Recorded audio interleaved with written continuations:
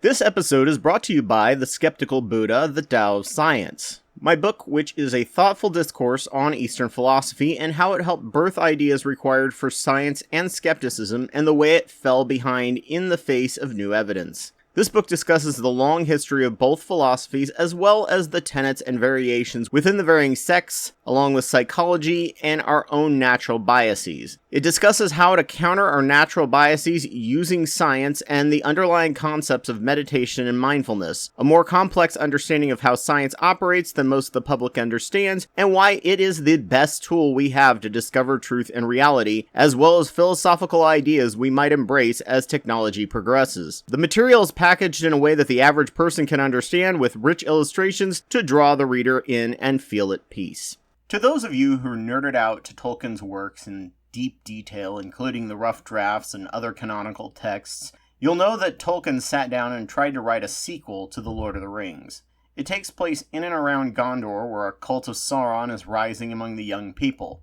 At this point, most of the characters you know are dead, or, if Elvish, gone from Middle-earth. The only ones still alive and present could be Legolas and Gimli, but that's only if you don't take a literal reading, and they're going to head out very soon, to the west. He sets it as 150 years after the fall of Sauron, during the reign of Eldarion. However, King Elessar, or Aragorn as people know him, lived 122 years during his reign, so the time and dates are off. The downside of rough drafts is they're being a bit unpolished and a bit inaccurate. Perhaps a better time period would be 135 to 150 years, or even 125. King Eldarion has now been king for 13 to 28 years, or even just 3 years. Already, we're given leave to pick the date ourselves thanks to this error on his part. However, 122 makes the most sense, as you'll see in a moment. It's a dark story for the first chapter, and it's kind of there where he just stops. All the mythology and fantasy is just gone. It becomes less Lord of the Rings and more a light song of ice and fire, politics and darkness, no hope and no light. This is so against the entire point of any of his writings that he abandoned it. It's too real and less mythology for him, which is why he hated reading Dune. However, if one was to build on it and make it just one thread of the story, as 2 or more players in a large world, it could be a decent Tolkien-esque book. I pulled together ideas over the last decade that truly would put an end to Middle-earth that would allow it to become just Earth. What do you do in a Tolkien book when you want to make it less dark? Well, you bring in hobbits, obviously. I mean, look at the new Rings of Power series. Hobbits are the perfect counter to seriousness. They break it up and make it more human, showing the extreme side of humanity, seriousness, hopelessness, and cruel contrasted with hope, altruism, fortitude, and joy. The story's original main character was Borlas, son of Baragond,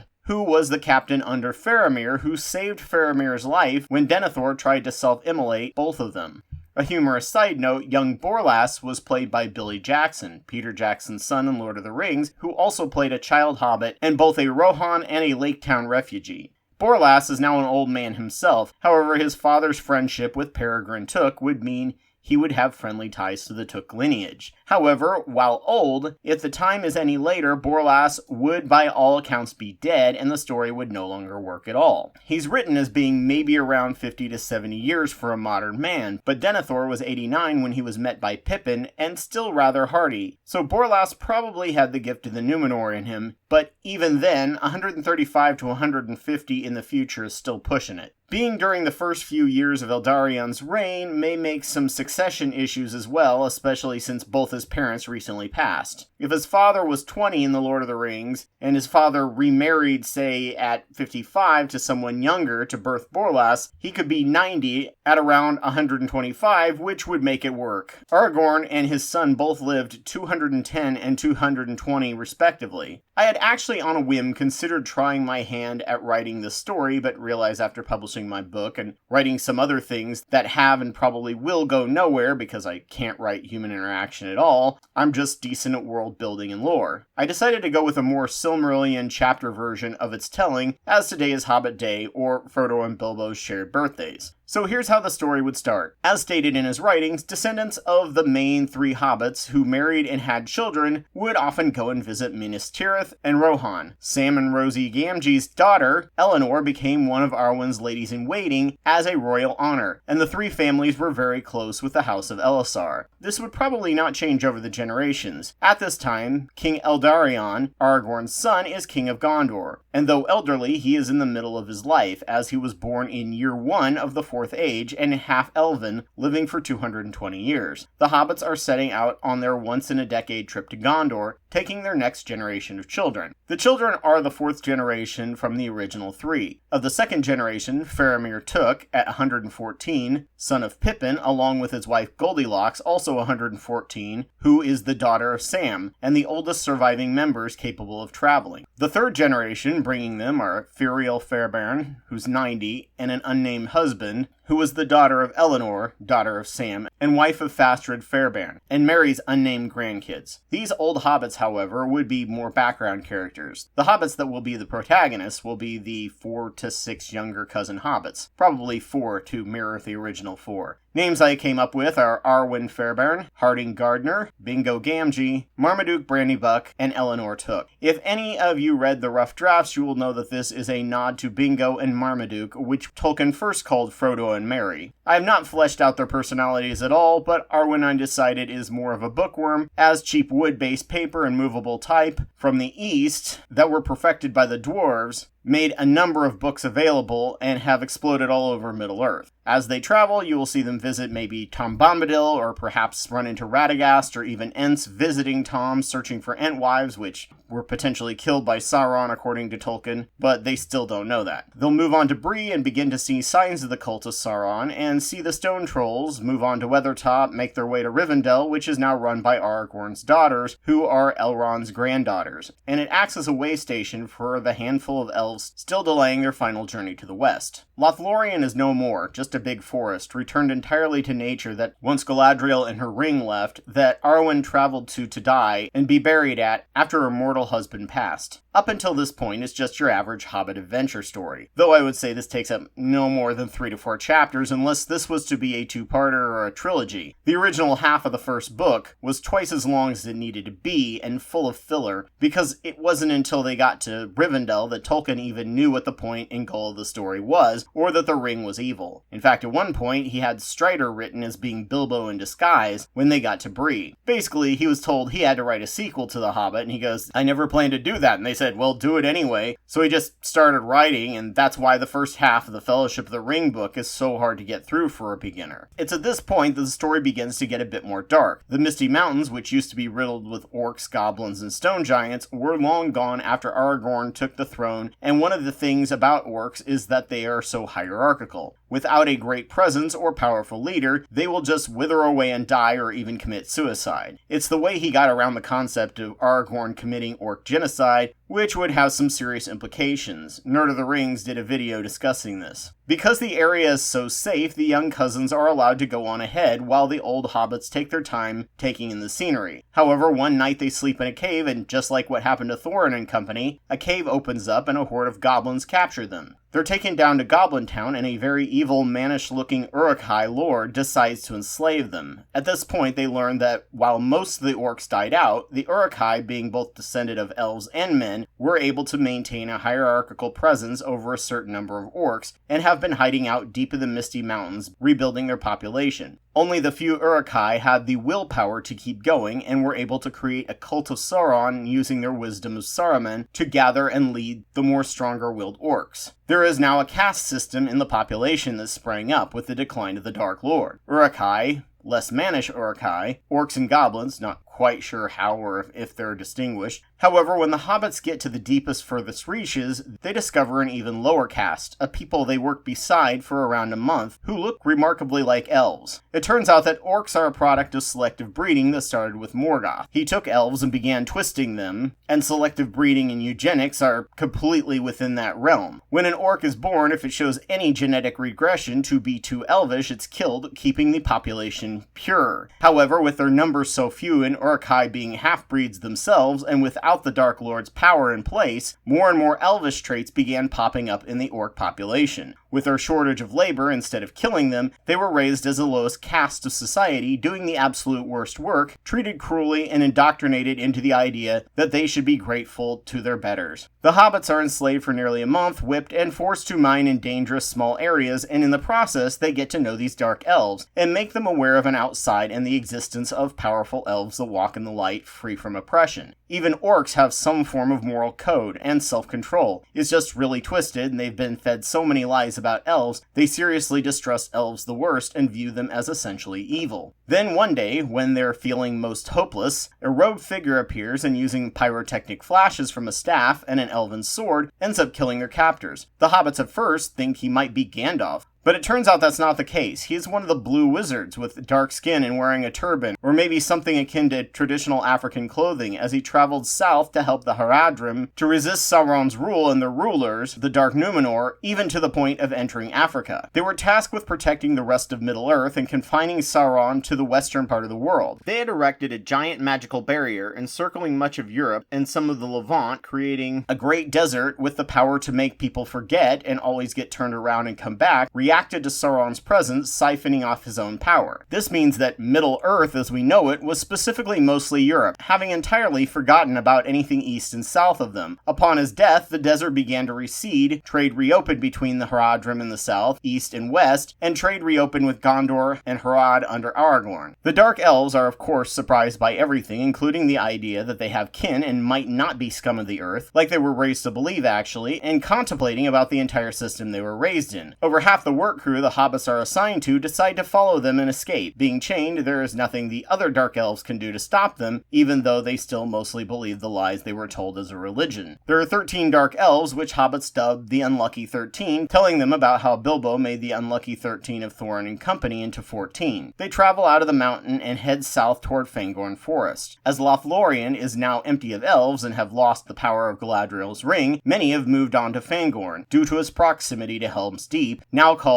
Aglarond, or the Glittering Caves, ruled by Gimli and Legolas. Algarond and Fangorn collectively have become a place many elves of the former Mirkwood, and now called Greenwood, drift to, aside from Rivendell, on their way to the west. Now Legolas and Gimli are technically considered at one point listed as leaving Middle-earth the same year Aragorn died, but if you use a very healthy dose of creative license and take the writing a little less literally, you can have at least a few familiar faces in the story. Otherwise it would be some dwarf lord of the Glittering Caves, as neither Legolas nor Gimli had children or married, and elves would probably not stick around long enough to establish co-rulership. In Fangorn, they meet Quickbeam and other Ents, and elves along with Gildor, who now only loosely rules the elves of Fangorn, as it's more of a way station and less a kingdom, who take them to Gimli and Legolas, where they meet the other blue wizard, the one who went east, and now dresses more as a Taoist alchemist. It turns out that the other hobbits had gone ahead to Khazad-dûm in Moria to ask King Durin VII for help in searching for them. Messengers are immediately sent to report that they were found. When the Blue Wizards returned to the west, they met up with Radagast, who was hearing rumors of orc activity in the cult of Sauron, and they began to investigate. Believing the desert was how the Ents lost the Entwives, Radagast prepares to set out southward, with many of the Ents to find the Entwives, as the desert recedes, to make it possible for the Ents to travel. The wizard, the hobbits, and Dark Elves come to Aglarond, meeting up with their very worried elders. Elvish elders welcome the Dark Elves, who have some issues adjusting, becoming more aware of the cult of Sauron and where the books about it are coming from. This would be the end of book 1 to break it up the way that Tolkien does. And this could be halfway through one book or 2 books in general. Book 2 begins with Tolkien's sequel, mostly unchanged. Ceylon takes Borlas to a meeting of the Dark Lord cult, and here he learns the true point of the cult, and that is to allow the King of the Black Numenor of the East to take over from the inside using new paper medium propaganda, and are working with the Uruk-hai, providing provisions and aid so they can both seize all of Middle-earth and rule over it. The hobbits and some elves and a dark elf or two arrive in Gondor with news of the cult of Sauron. At the same time, Borlas and perhaps perhaps Ceylon, depending on if the writer decides Ceylon is an infiltrator or a member of the cult, also arrives and fills in his part about it. Eldarion is concerned, but as this kind of propaganda is very new, the idea of censoring things is a tactic of the Black Numenor. Several lords already under the sway of the Black Numenor king, with promises of more power, resist and oppose this more, slowing him, and the cult of Sauron spreads worse and worse. Hatred now spreads and fear of foreigners, ideas of caring as weakness, and new ideas are all hated. Orcs are now the ideal among many of them, treated as strong and brave. Isolated areas are some of the worst where the cult of Sauron's books are heavily subsidized, while actual books with truth cost money. The Uruk-hai began marching their armies through these areas, pretending friendship and strength. Borlas is thrilled to meet his old friend the Hobbits, and befriends the Dark Elves, and Eldarion, being half-elven himself, treats the Dark Elves as children of his own. The cult is a minority among humans, but with the orcs, it becomes an equal force to the king. This leads to orcs and several lordships declaring war, with a possible attempted palace coup, depending on how the writer decides to go with it. And the Dark Numenor army attacks to liberate these lords' lands, and the fighting becomes bloody between the two kingdoms. This leads to a civil war. However, a contingent of healed but magically disguised Dark Elves, along with some of the hobbits, begin to infiltrate the orc rank and begin to spread new ideas themselves. This type of magical disguise was used by Finrod Felagund in the Lay of Beren and Luthien Tenuvial. This makes orcs question the cult of Sauron, and instead the idea that orcs were made slaves of their own system. Some begin to defect, including some stronger-minded young orcs who are now free of the mental poison of the darkness. With some distrust, the elves do welcome them, and they act as an ally in the war when the hate-filled Sauronic humans and orcs appear to be nearly winning. They end up pushing back the army all the way to the Harad, and in the process, with the Eastern Blue Wizards having set up a network of resistance leaders in the Harad, are able to take down the Dark Numenor Empire, freeing the people and ending the cult of Sauron once and for all. At the end of the war, the Blue Wizard, who rescued the hobbits and Dark Elves, take them back to the Shire. He's heading to the west and bringing some of the Dark Elves and other elves with him. He lets them know that they're witnessing a new age of decline, and many of the laws of Arda in very basic things will cease to apply over 1,000 years. Animals and grains that were farmed by elves will become more and more wild. Hobbits, who are blessed with some unknown magical quality, will eventually just become human. Dwarves will delve deeper into their minds and then sleep to be taken by Aule to a place that he prepared for them. All swords, metalworking, and palaces will rapidly decay, leaving no trace. People will drift and become hunter-gatherers, and while difficult, Mandos has foreseen that the humans will rebuild their former glory, using these new rules of nature without the blessings of the Valinor. It is now the humans and humans alone that guide their own future. Several of the Dark Elves stay with the Hobbits, but eventually move on to Valinor once the last of their friends die. This is my idea for a sequel to The Lord of the Rings, wrapping up nicely into how it ties into and exists in the real world. This would have had to happen roughly 12,000 to 8,000 years ago. As civilizations fell from the Sumerian to Bronze Age collapse to the Canaanites to the Mayans, as these complex networks died out, many returned to much more primitive styles of living relatively easily. Some herding, some farming, and some such, as in the case of the Mayan, back to hunting and gathering. I had a similar rationalization with my video about a decade ago on Middle-earth creationism called My Geekiest Video Ever, The Silmarillion and Religion. A few of these points near the end need some better fleshing out and foreshadowing, but I feel it's a much more Tolkien-esque story than the one he abandoned. Maybe someone or several someones will be inspired to write this up as a real novel someday, though until trademark goes into public domain, it'll just have to be fanfic, without the estate's blessing.